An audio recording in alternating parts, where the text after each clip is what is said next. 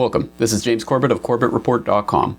And this is James Evan Pilato of MediaMonarchy.com, and we both welcome you back to another jam-packed episode of The New World Next Week, which of course you can find at newworldnextweek.com.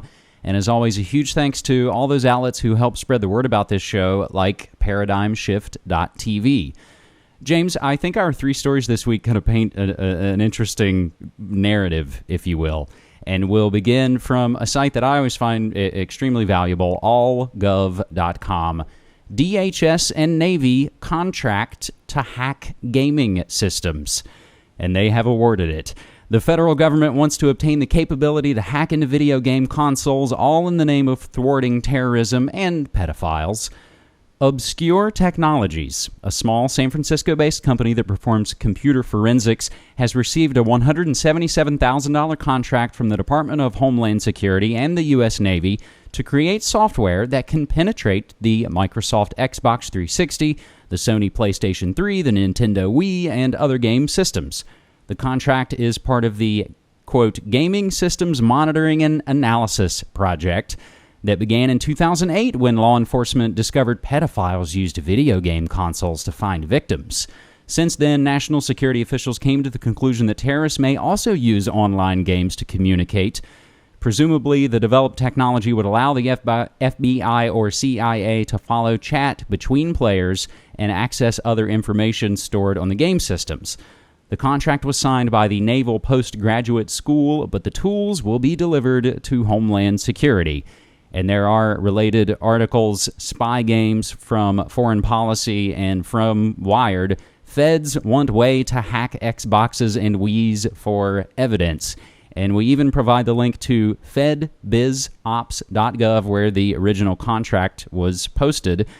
R&D effort for the development and delivery of computer forensic tools for analyzing network traffic and stored data created during the use of video game systems. That is a mouthful. An easier mouthful, James, is for folks to remember, and again, we'll provide all the sources cited here.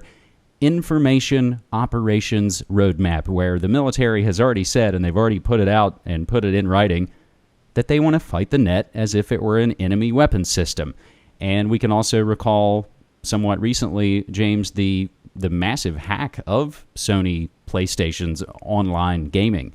So what's your take? Video games are so prevalent now, and this is just another way that probably should be no surprise. James, what's your take on the video game hack? Well, just another way of steeping us in the police state and letting us know that full spectrum dominance really means full spectrum dominance. The Pentagon wants control over every possible communication device, over every possible theater of the battlefront. And the battlefront, of course, is our minds. So what better way to do it than one of these glowing boxes that's keeping so many people in its thrall. But I like how that article goes on to say that, well, terrorists can use the Xbox to communicate, so we need to be monitoring the communications that are possible there. Well, terrorists can use Skype to communicate, so I guess the government should be listening in on all Skype communications. And terrorists can drive a car, so I guess there needs to be a federal law enforcement official in every car. Or terrorists can go out to buy coffee, therefore every time you go to buy coffee, someone should be on your tail making sure you're not a terrorist. It's just that part of that infantile logic, but it all makes sense within the framework of the war of terror that they've set up, this whole paradigm. And once again, in case you didn't notice, I'm pretty sure you did by now, but it's all aimed squarely at you. You are the suspect. They want you for all of this, and they want you involved in this and steeped in this and with your identity invested in this. So once again, I mean, every single thing that you can possibly have, any outlet, any device that connects you to the outside world, is a potential way for terrorists to interact, and is just another way for the Pentagon and Washington to get its foot in the door of every single American. And ultimately, this will affect people all around the world, because governments always copy what the American government is doing. Like we saw that China just came out with their version of the NDAA, basing it on the American NDAA. So there you go. The beacon of freedom and hope in the world is certainly not that anymore. So absolutely, just another Orwellian. I mean, how can it get more Orwellian than this? And if you've done your homework, and if you do, you will discover that, again, you got to know who the real terrorists are. So when you hear them talk about terrorists, you go, oh, yeah, you guys do use that. You are doing that. You are engaging the internet as an enemy weapons system. I think it's interesting that the contract claims, that this, they started it in 2008. When law enforcement discovered pedophiles used video game consoles. They probably discovered it because there were some of their own people that always inevitably get scooped up in those pedophile child porn sweeps. So, James, say you realize, these video games, they're all getting hacked. I'm just going to crack a book open. So we'll move to our second story. From firedoglake.com, from the Dissenter blog, FBI efforts to keep whistleblower's book unpublished. The FBI has been trying to prevent former FBI employee and whistleblower Sibel Edmonds from publishing a book she submitted for pre-publication review nearly 1 year ago, the National Whistleblower Center reports. Edmonds submitted a manuscript of her book called Classified Woman, the Sibel Edmonds story, on April 26, 2011, because under an employee agreement she signed, this was required. In turn, the FBI had 30 days to review and approve the submission. Now, 343 or 4 days later, Edmonds says the book is being held hostage. The National Whistleblower Center has some idea of what is taking so long.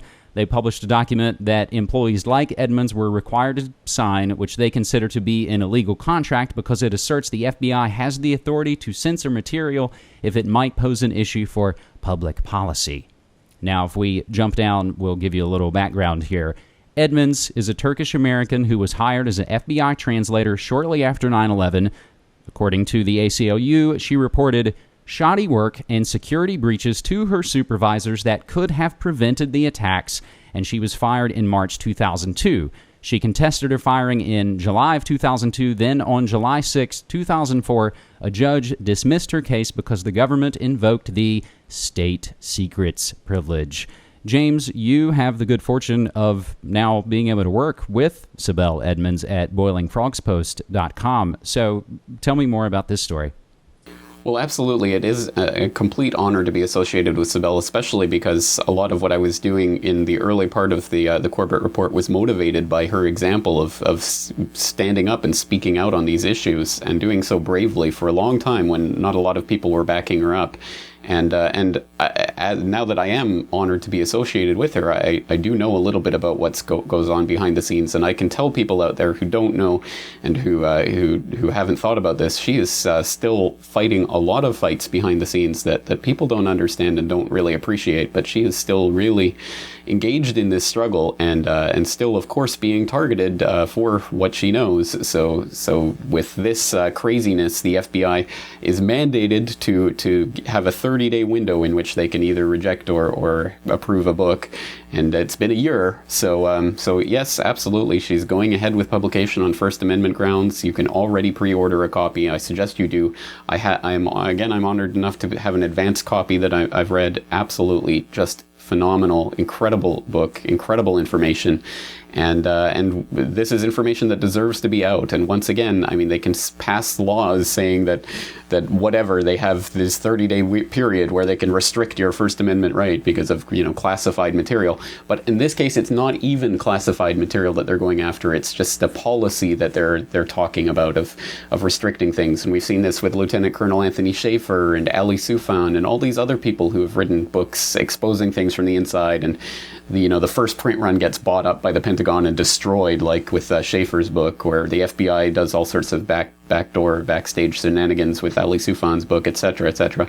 I mean, there's a huge concerted war on whistleblowers going on, and Sibel is very much at the tip of that spear. So I hope people are keeping their eye on this story. And on that note, I will be having Sibel on Corbett Report Radio later this month, so people should tune into that, and we'll have a big, in-depth conversation about what's been going on and what she's doing now that she's proceeding with this publication. And this main article is packed full of information and does go into some of those other cases that you mentioned, Anthony Schaefer and some of the others. So, James, we realize, oh, God, our video games are all hacked. And then you think, oh, even my books are being censored and kept from me. I'm going to go out and do something about it. I'm gonna head outside. So we come to our third and final story as you head outside. Taking it from The Guardian and from the amazing work of our good friend Michael Vale at Strat Risks, future riots may be controlled with chemicals. Future riots could be quelled by projectiles containing chemical irritants fired by police using new weapons that are now in the final stages of development. Now, again, this is from The Guardian, coming from the UK.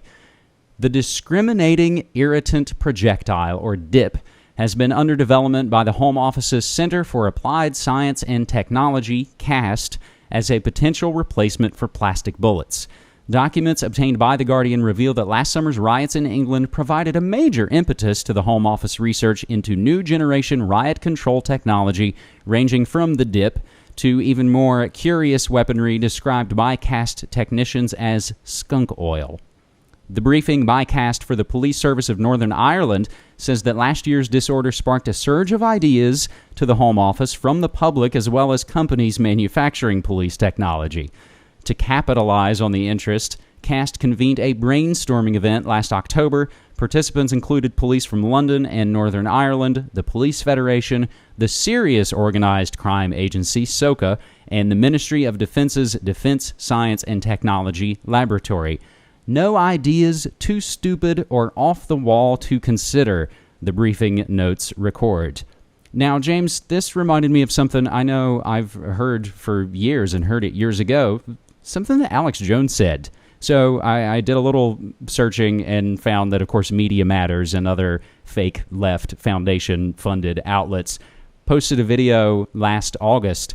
Alex Jones loses it over robot helicopters with airborne Ebola. But if you look up the Sunshine Project, and again, we'll provide all these links, online clearinghouse of U.S. non-lethal weapons document, and also an article from Wired, Marines Kill Knockout Gas Info. And I'll even provide a interesting other side bit, because it's all predictive programming in some way, TV tropes, the idea of knockout gas out there in the popular culture. So, James, there's the storyline in a way. There's the scenario, 1, 2, 3. Well, exactly. And you're right. I mean, it is a storyline in a lot of ways. It's stirring up the pot, and then when the people start boiling over in that pot, they've got the knockout gas or whatever they want to throw at us to take care of it. And once again, I mean, imagine my surprise. You mean the London riots have now led to the rollout, the PR campaign for this new Orwellian technology of the police state control grid? Imagine my shock. I mean, it's the perfectly predictable result. Going out on the streets and losing our head and just breaking windows and stuff is not going to change the fundamental structure of society. I don't know if people have realized that yet.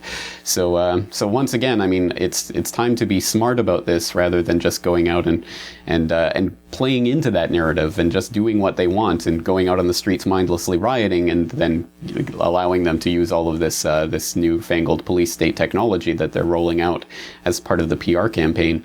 And I think we have to understand what's happening, and instead of giving the power to that system, we have to withdraw the power from that system and have to step back and stop feeding it with our money, stop feeding it with our time, stop investing in it emotionally and with our identities, because ultimately it is our withdrawing from that system and forming the communities that will be the basis for whatever society survives the inevitable economic collapse that will be what sees us through this, not going out and trashing stores and breaking windows.